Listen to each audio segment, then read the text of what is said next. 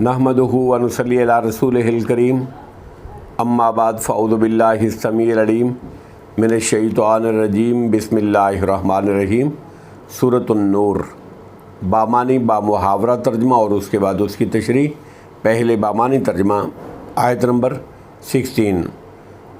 वलौला और क्यों नहीं, इज़ जब समेतमूह हो तुमने सुना उसको, इस वाक़े को तुमने सुना। कुल तुम मा यकूनो तुमने कहा नहीं है लायक, लना हमारे लिए, अन नतकल्लमा ये कि हम कलाम करें, बेहाजा इस बात के साथ, सुबहाना का या अल्लाह तू पाक है, हादा ये तो बोहतान अज़ीम बोहतान है बहुत ही बड़ा। आयत नंबर 17। याइज़ुकुम नसीहत करता है तुमको, याइज़ुकुमुल्लाह नसीहत करता है तुमको अल्लाह रब्बुल इज़्ज़त, अन ये के ताऊदू तुम दोबारा लौटो, ना तुम दोबारा लौटो, लिमिस्ल ही इस जैसी बात की तरफ, अबदन कभी भी, इन अगर कुन तुम हो तुम मोमिनीन मोमिन ईमानदार। आयत नंबर 18। वयुबय्यिनुल्लाहु और बयान करता है अल्लाह रब्बुल इज़्ज़त, लकुमुल आयात तुम्हारे लिए अपनी आयतें, वल्लाहु और अल्लाह रब्बुल इज़्ज़त, अलीमुन खूब जानने वाला है, हकीम खूब हिकमत वाला। आयत नंबर 19। इन्नल्लज़ीना बेशक वो लोग, युहिब्बूना जो पसंद करते हैं, अन तशीहल फाहिशतो ये कि फैले बेहयाई, फिल्लज़ीना उन लोगों में जो आमनु ईमान लाए, लहुम उनके लिए, अज़ाबुन अलीमुन अज़ाब है, अलीमुन दर्दनाक बहुत दर्दनाक, फिर दुनिया दुनिया में, वल आखिरा और आखरत में। वल्लाहु और अल्लाह रब्बुल इज़्ज़त यालमु जानता है, व अंतुम और तुम ला तालमून नहीं जानते तुम। आयत नंबर 20। वलौला और अगर ना होता, फ़ज़्लुल्लाहि अल्लाह का फ़ज़ल, व रहमतहु और उसकी रहमत, व अन्नल्लाह और ये कि बिलाशुबा अल्लाह रब्बुल इज़्ज़त, रऊफ़ रहीम नहायत शफ़क़त करने वाला खूब रहम करने वाला है, तो तुम लगाने वालों को अज़ाब देता। अब बामुहावरा तर्जमा और उसकी तशरीह। आयत नंबर 16।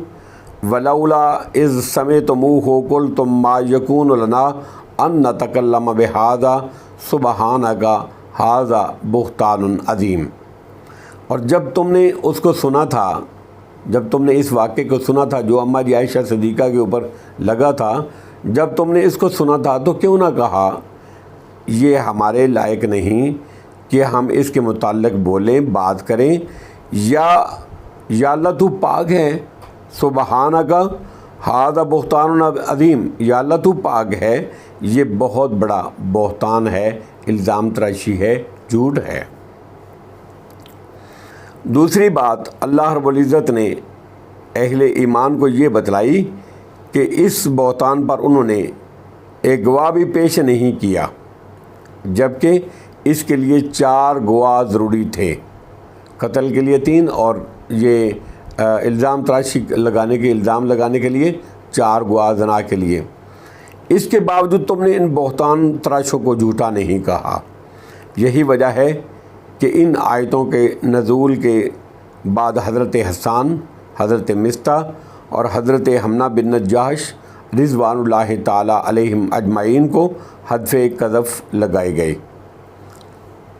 अब्दुल्ला बिन उबई को सज़ा इसलिए नहीं दी गई कि उसके लिए आखरत के अज़ाब अज़ीम को ही काफ़ी समझ लिया गया, और मोमिनों को सज़ा देकर दुनिया में ही पाक कर दिया गया।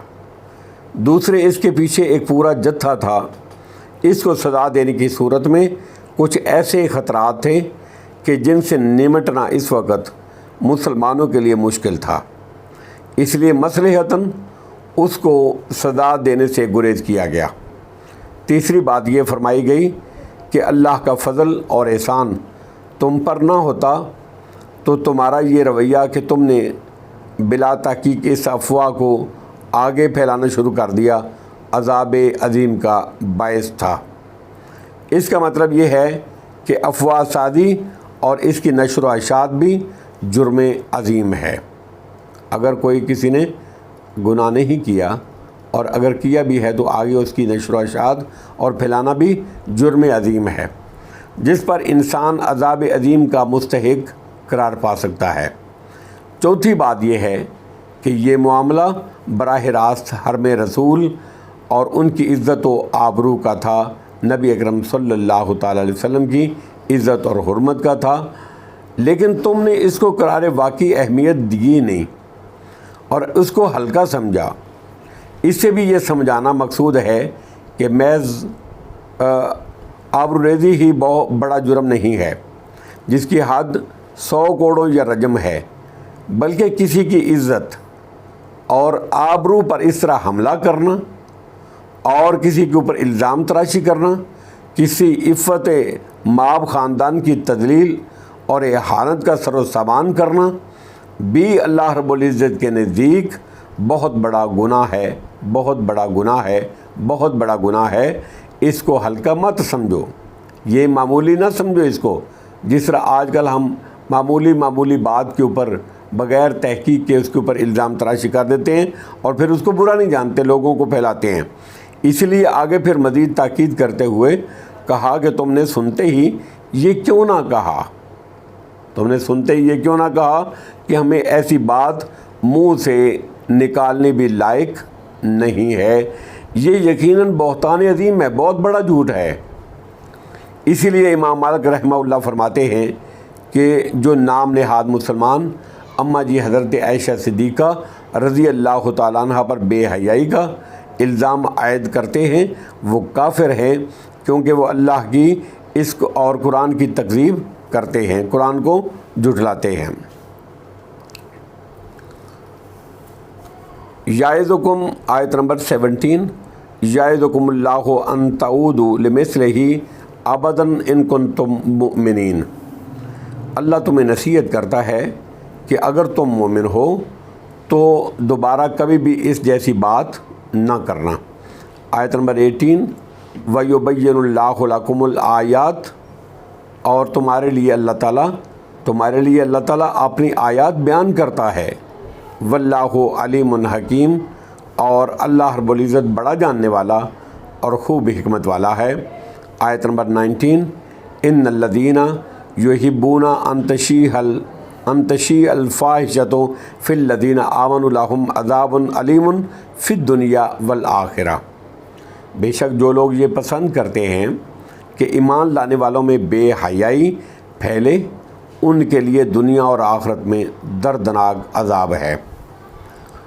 الفاحشۃ کے معنی بے حیائی کے ہیں، اور قرآن نے بدکاری کو بھی فاحشہ قرار دیا ہے بنی اسرائیل کی آیت نمبر سورہ بنی اسرائیل کی آیت نمبر 32 میں، اور یہاں بدکاری کی ایک جھوٹی خبر کی اشاعت کو بھی اللہ رب العزت نے بے حیائی سے تعبیر فرمایا ہے اور اس کو دنیا اور آخرت میں عذاب علیم، دردناک عذاب کا باعث قرار دیا ہے، جس سے بے حیائی کے بارے میں اسلام کے مزاج کا اور اللہ رب العزت کے منشا کا اندازہ ہوتا ہے، اللہ رب العزت کی مرضی کا اندازہ ہو جاتا ہے کہ محض بے حیائی کی ایک جھوٹی خبر کی اشاعت عند اللہ کے نزدیک اتنا بڑا جرم ہے، اتنا بڑا جرم ہے، اتنا بڑا جرم ہے۔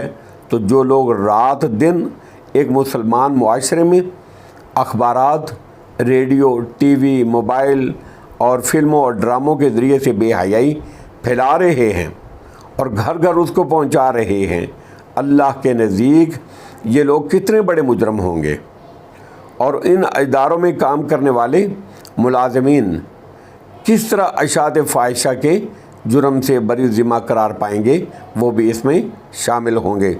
اسی طرح اپنے گھروں میں ٹی وی لا کر رکھنے والے، جس سے ان کی آئندہ نسلوں میں بے حیائی پھیل رہی ہے، وہ بھی اشاعت فاحشہ کے مجرم کیوں نہیں ہوں گے؟ اور یہی معاملہ روزنامہ اخبارات کا بھی ہے کہ ان کا بھی گھروں کے اندر آنا اشاعت فاحشہ ہی کا سبب ہے۔ یہ بھی اللہ کے نزدیک جرم ہو سکتا ہے۔ کاش مسلمان اپنی ذمہ داریوں کا احساس کریں اور اس بے حیائی کے طوفان کو روکنے کے لیے اپنی مقدور بر صحیح کریں، کوشش کریں۔ واللہ یعلم وانتم لا تعلمون، اور اللہ جانتا ہے تم نہیں جانتے۔ آیت نمبر 20، ولولا فضل اللہ علیکم ورحمتہ وان اللہ رؤوف الرحیم۔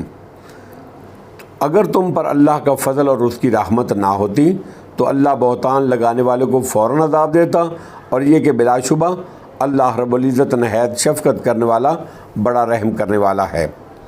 جواب محذوف ہے، اور وہ یہ کہ پھر اللہ کا عذاب تمہیں اپنی گرفت میں لے لیتا۔ یہ محض اس کا فضل اور اس کی شفقت اور رحمت ہے کہ اس نے تمہارے اس جرم عظیم کو معاف فرما دیا۔ واللہ عالم بالصواب، وآخر دعوانا ان الحمد للہ رب العالمین۔